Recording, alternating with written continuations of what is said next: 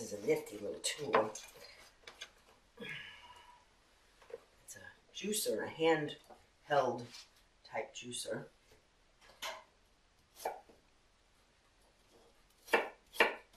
And we just slice our apples.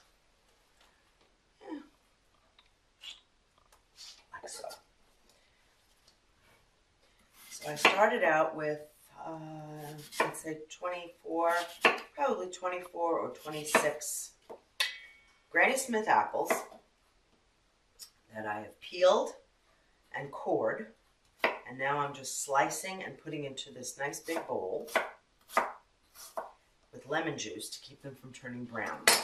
To keep the slices from turning brown. So just put a little lemon juice over top. So, get yourself a spatula and just toss them around in the lemon juice. It just keeps them from becoming brown and preserves them a little better if you do it that way. Okay.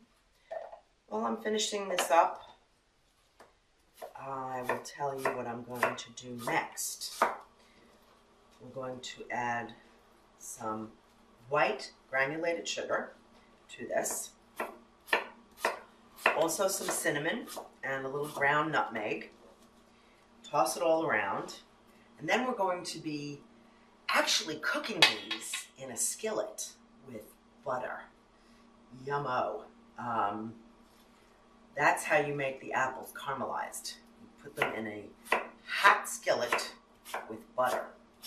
And then, we're not done yet, then we're going to put them into little ramekin dishes. If my trusty cameraman there would get me one of those ramekins so I can show you all what I mean.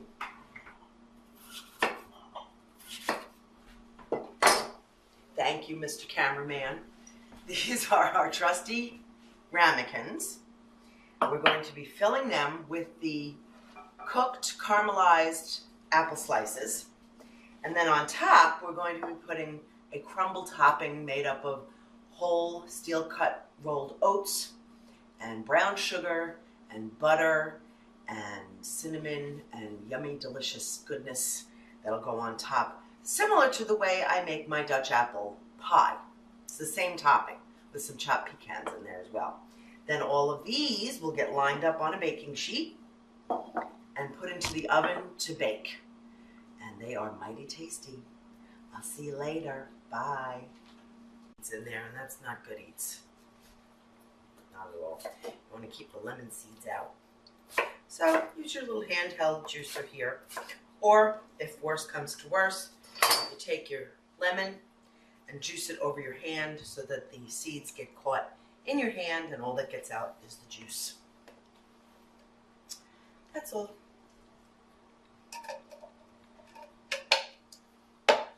And like I said, then we're going to be cooking these in sugar and cinnamon and lots of butter. Lots of butter. I like butter. I've always liked butter. My mother liked butter too. My father liked butter. My sisters like butter. I don't know anybody who doesn't like butter. And to be quite honest with you, people who say they don't use butter in their recipes, I don't want to know those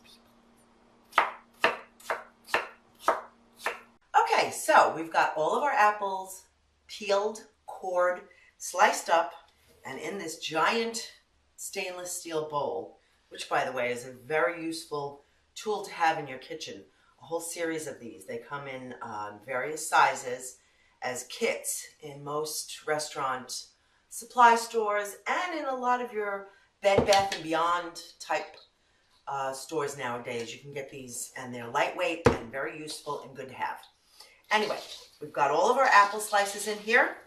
I've put in about 3/4 of a cup of granulated sugar, 2 to 3 tablespoons of good ground cinnamon.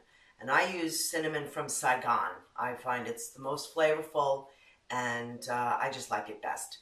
And I use whole nutmeg that I grate with my little trusty rasp. Here, they call it a rasp, or just a little hand grater.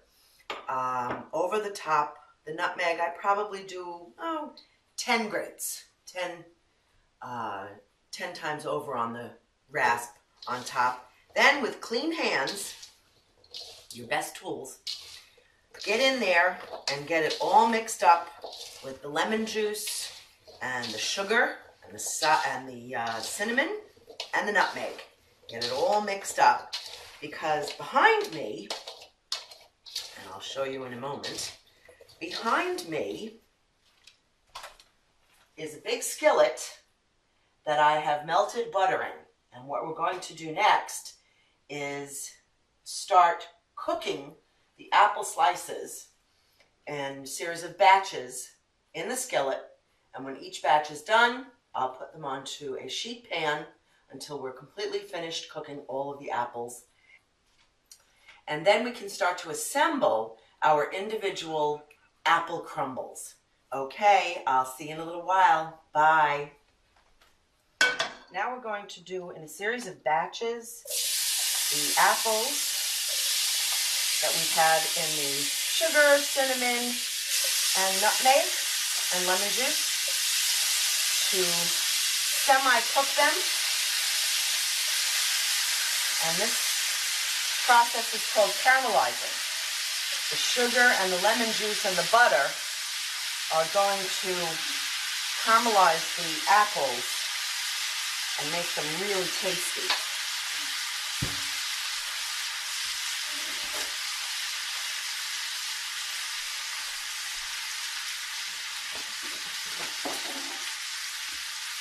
Okay. So we want to get these in here, we want to get them cooked, medium to high heat. Because you want them to get soft and browned and soak up all the sugar and the butter and the juices into them, so that when we put them into the little ramekins and then cover the ramekin tops, cover the apples in the ramekin dishes on top with the oats and butter crumble, when we bake them in the oven, they'll be even more tasty. Sort of like an individual apple pie, if you would, without the crust. And this is what your caramelized apples should look like. And I'm going to continue to cook what's in the bowl so that they look like this. Pour them out onto the sheet pan just to cool off a little bit while I'm cooking the rest of the apples. And once the apples are all done, I will be back to show you how to put together the individual ramekin dishes. Bye. Hello, everybody. Welcome back to the completion of our apple crumbles for the restaurant. I've got in front of me about 2 cups of pecans. I buy my pecans in bulk, and a good idea to keep nuts from going rancid is to put them in the freezer, in the bag that you bought them in, and just as needed, take them out. So I've got about 2 cups here of whole pecan halves, which we're going to chop up into smaller pieces to make our apple crumble topping. This is a delicious topping. I use it on my apple pies as well. So as I had said earlier, basically what we're making are little apple pies without the crust.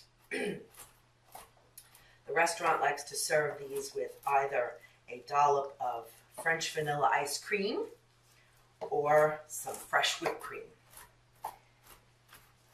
Okay, so we've got our pecans chopped nicely, and you'll notice, I don't know if our trusty cameraman here can get a shot of my hands actually working with the knife. You'll notice I'm wearing gloves because I'm going to be using my hands in the bowl here to make the crumble, and I just prefer to wear gloves. It's more sanitary. But if you notice the way I'm holding my knife, you want to hold it at the bottom of your blade, like so, and on the top here with your other hand, to keep it steady, to keep it from rocking, and to keep it from slipping and possibly cutting yourself. I use very sharp knives, so I take great care in using them. Okay, all good. All of that can go right into the bowl. Okay, right in. Get all the little bits up and put it right into the bowl. Next, a couple of cups of flour. Depending on how many we're going to be making,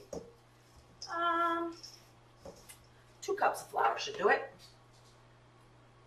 You want to make sure that you level off the top of your cup with your finger and don't pack the flour in. Okay.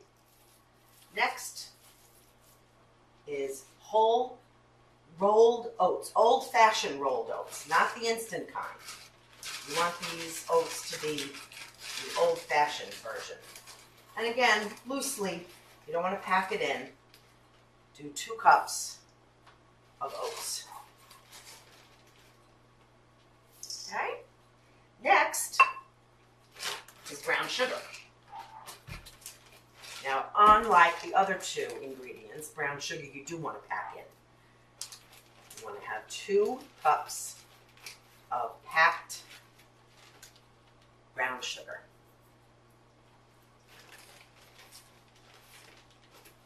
Just pack it in there. There you go. Perfect. Okay. Now, we need a little cinnamon. And for this, I'm going to use 2 teaspoons.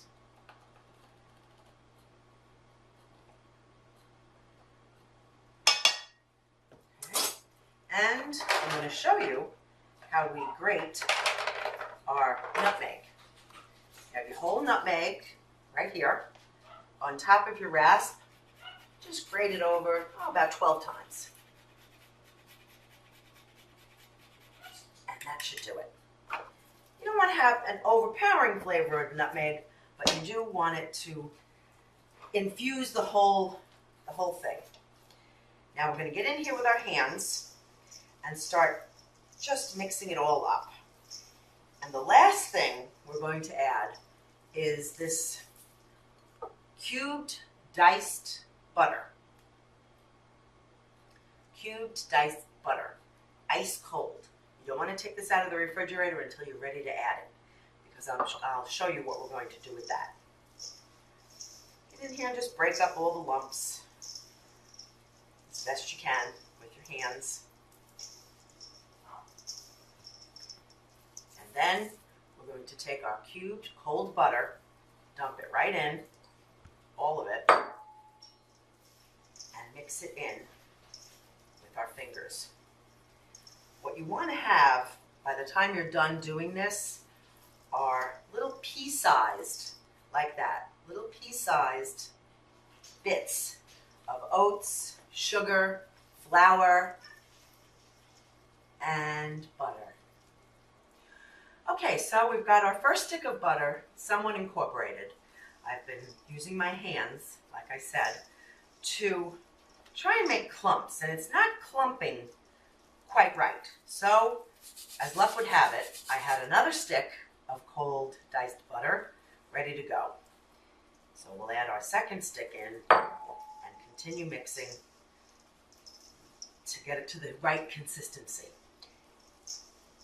And again, always remember unsalted butter for baking. Actually, I use unsalted butter for pretty much anything. I just find I can control the salt content in a given dish a lot better if I use unsalted butter. Okay, I have my oven preheating to 350 degrees. I just heard it click on. So, let's see how we're doing. Yeah, see now, see? Now you can see the clumps are holding together a little better. This is what you want. We'll just keep going. Now, as you can all see, I have been filling up the ramekins with our cooked apple mixture, the caramelized apples that we did on the stove earlier, with butter and brown sugar and cinnamon and nutmeg. And you want to make them look fairly even in the amount that you have in each one, just so you have a good idea of what they're going to look like. That's it. Okay, now we're going to top them with our crumble mixture.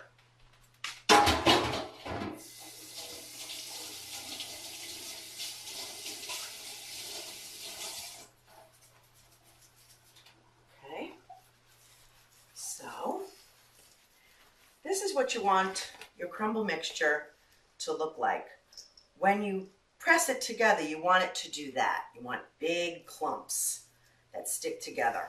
That's from the butter sticking to everything. It'll make a delicious, sweet, crumbly topping for our apple crumbles. So what you want to do is just take a little bit over the top of each one. I don't know about you, but I like a lot of apple crumble. I like a lot of the topping on my apple pie and apple crumbles. So I tend to overfill. But that's just me. I think most people like it a little crunchy on top. So we're just going to continue to put our crumb topping on. As you can see, a lot of it's getting on the pan underneath. That's okay. No big deal.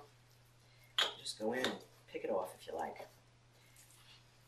Okay. One. And you don't want to cover it up so much that you can't see at least a peek of what's underneath. You want to have a little bit something showing. So now we're going to take this and put it in the oven. 350 degree preheated oven for about 30 minutes. See you later.